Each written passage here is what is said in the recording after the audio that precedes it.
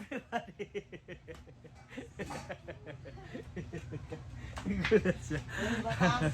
Good morning everybody! It's Monday.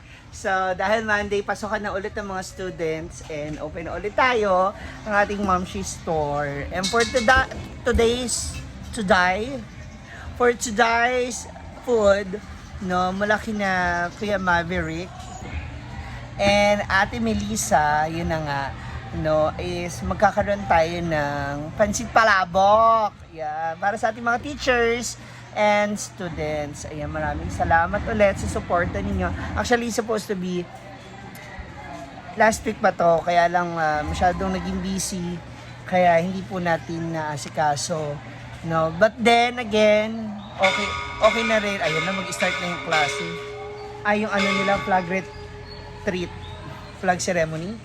Ayun.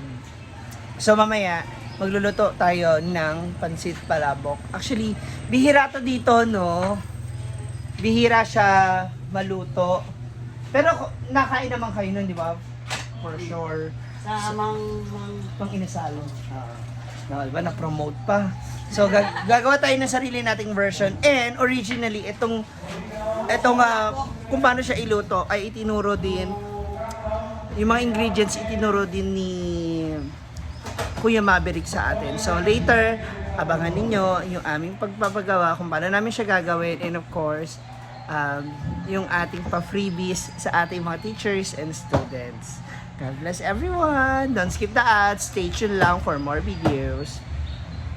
At ngayon naman ilalagay na natin yung signage na ating oil.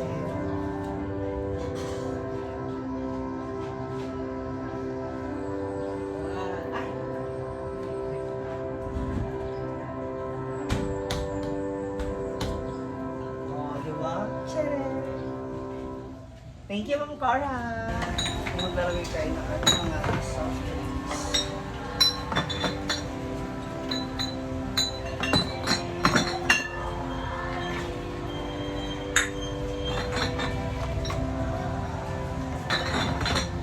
Saka natin siya lalagyan ng ice.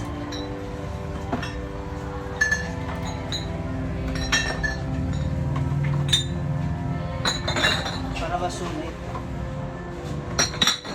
yung yelo.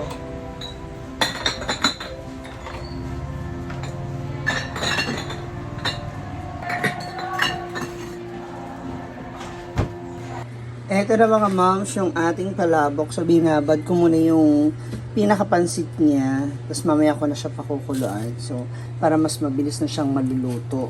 Yan. Then, i-ready na rin natin ang ating mga ibang ingredients. Good morning mga moms. So, eto na ang ating mga ingredients para sa paggawa ng ating pansit palabok. Ayan, once again, thank you so much kina Kuya Maverick and Ate Melissa sa ating papansit palabok. Ayan. So, as you can see, meron tayong patis, cubes. Choice nyo na yan. Depende yan sa inyo. We have bawang, sibuyas, dahon ng sili. We have egg, of course. Marami tayong egg. So, yan lang ating display. We also have aswete at ang palabok mix, ready mix na palabok sauce. So, kung may iba kayong style na alam paano gawin, it's up to you. So, this is my own style. And we also have giniling and chicharon. So, nagpadagdag pa ako ng giniling along the market and chicharon. And pwede rin kayo maglagay dito ng shrimp or ng hipon. So, since libre kasi natin kung ipapakain sa ibang tao, dito sa mga teachers and students, so hindi natin alam kung sino, baka yung iba may allergy sa seafoods or sa shrimp. Kaya, I decided na wag na siyang lagyan kasi baka mamaya, 'di ba? Mahirap na. But anyway, so ayun na nga. We also have syempre ang ating ibinabad na pansit palabok, pasta. So mamaya papakuloan ko pa po 'yan.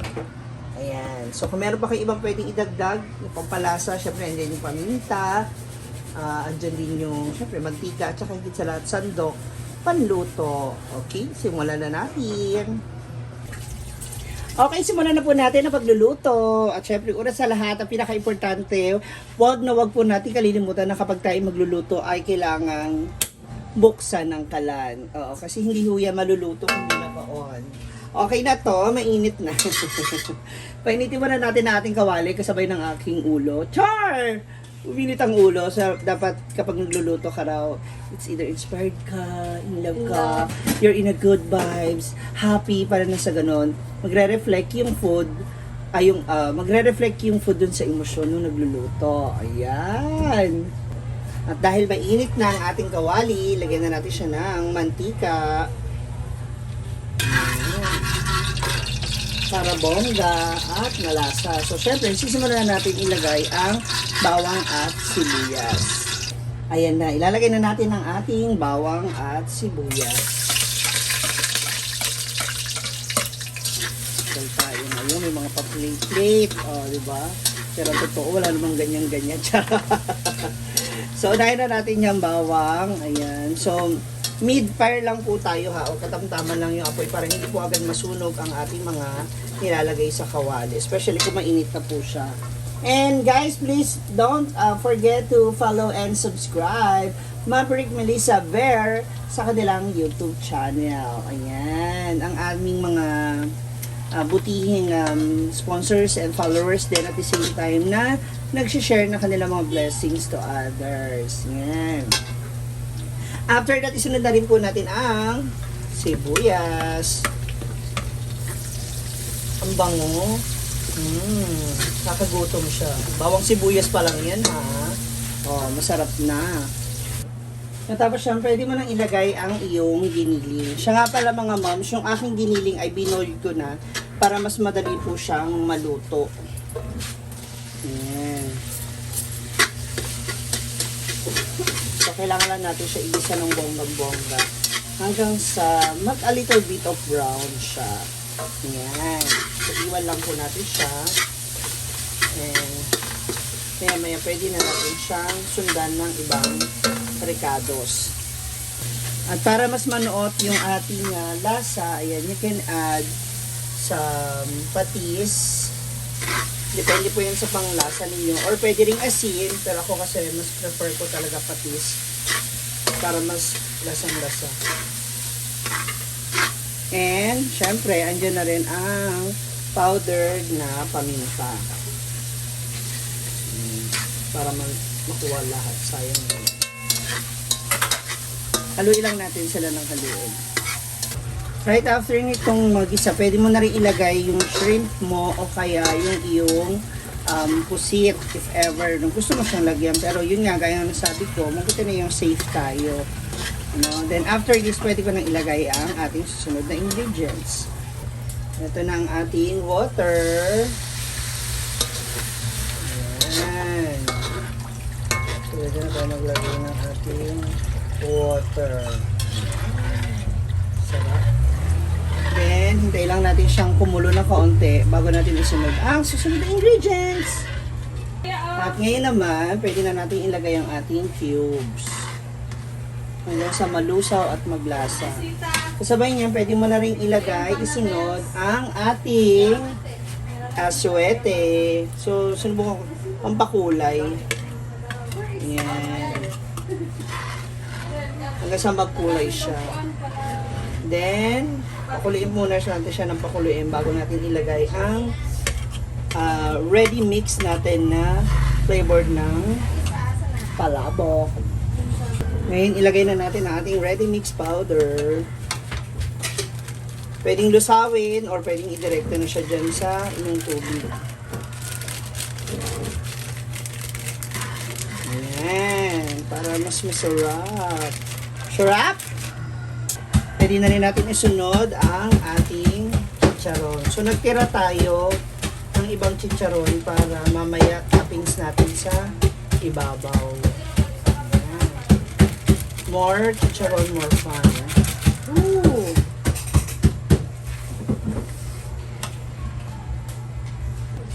Ayan na mga moms. So kumukulo na siya. So hintayin lang natin siya na lalong lumapot. Or you can add some pampalapot if you want. Pero kasi ako okay na sa akin yung ganitong lapot. Sakto na siya. So pakukulaan ko pa siya ng mga ilang minuto na lang. Then later on, isusunod na natin ang pansit palabok ko yung pasta niya. Then, after that, yung toppings natin. Okay, sana magustuhan nila. Lami. Sunod na natin ang ating kaldero. Pakukuluan natin yung ating pasta. At kapag kumukulo na ang ating tubig, pwede na natin ilagay ang ating pasta. Ayan na. So, lalagyan na natin siya ng sauce. Hanggang sa imimix na natin. Sige, tignan mo pa siya. Ayan. So, ito muna yung first 3 natin kasi nagpapakulo pa tayo ng ibang pasta. Ayan, imimix na natin. Mix muna natin siya para makita natin. Ayan. Sarap. Mix natin maigi. Okay, so nahalo na natin ngayon naman. Ilalagay na natin yung mga toppings natin. So, meron tayong mga chicharon. Sige, ate, budbuda mo na. Don't worry mga moms, kami po ay nakapaghugas ng aming kamay. Ayan. So, lagyan natin siya ng maraming chicharon. Then, of course, yung ating dahon ng sili. Ayan. Para may color siya and at the same time, pang-additional sa ganda ng ating food. Diba? Then, yung ating egg. So, this is it! Ayan na! O, diba? Ang ating pancit palabok. Siserve na natin sa ating mga friends dito sa Mamshi Store. Thank you so much once again, Kuya Maverick and Ate Melissa. And now, imimix na natin yung sauce sa ating pasta. Ayan. Oh, sana magustuhan nila to. Actually, ako nagugutom na rin ako mga moms. Mamaya titikman mo itong luto natin. May mga nauna na, actually kanina nakatikim. Thank you so much, Kuya Maverick and Ate Melissa for this. Isa-isa. Isa-isa lang. Okay.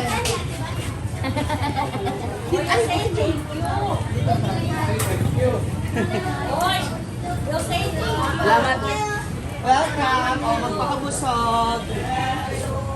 Balikan natin. Bahala kayo pag di kayo naabutan, ha? Isa-isa lang. Papatay mo siya dito. Jen! Jen! Ano ba? Ano? Isa lang, isa lang. Sige na, go. That's great. Opo. Welcome. Yan ako yan. Kuya, say thank you. Thank you. Welcome. Oh, you get one. Sige na kuya. That's free. Hey,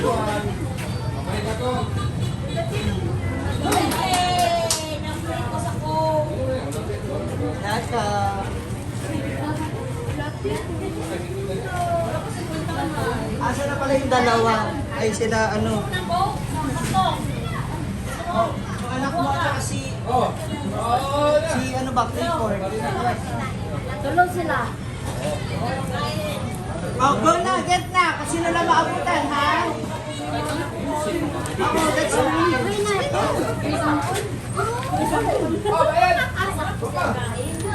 Welcome.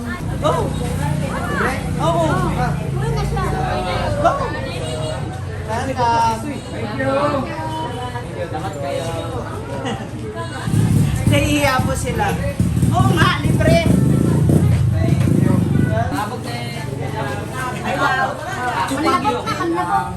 O yan, isa na lang.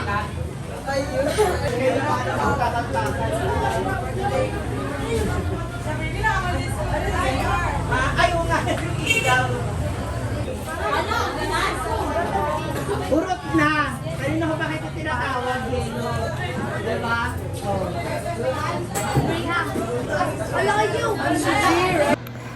Ayan. So, panibagong araw na naman po ang natapos. So, hindi ko na nabidyohan yung iba kasi grabe, dinagsaan na naman po tayo kanina and naubos na karamihan yung ating paninda, especially yung ating palabok. So, actually, ito na lang natitira sa ating ulam.